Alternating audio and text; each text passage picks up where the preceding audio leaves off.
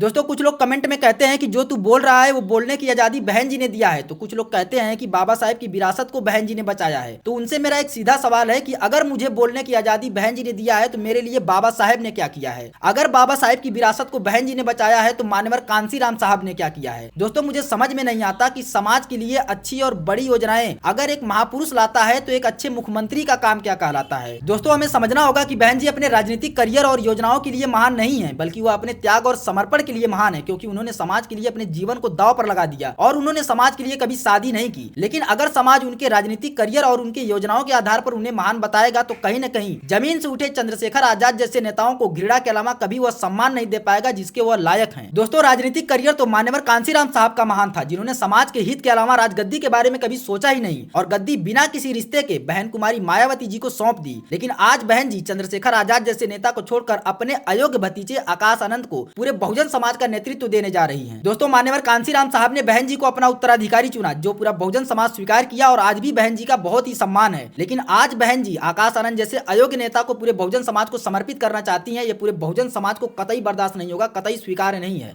जय भीम। और हाँ, मैं सिर्फ इतना चाहता हूं कि आजाद बहन जी का साथ दें और बहन जी चंद्रशेखर आजाद को अपने साथ लेकर चलें। और इन दोनों को लेकर समाज में जो एक दुविधा फैली हुई है ना, उसके लिए मैंने एक बहुत ही सुंदर गीत लिखा है जिसे मैं आज शाम को अपलोड करूंगा।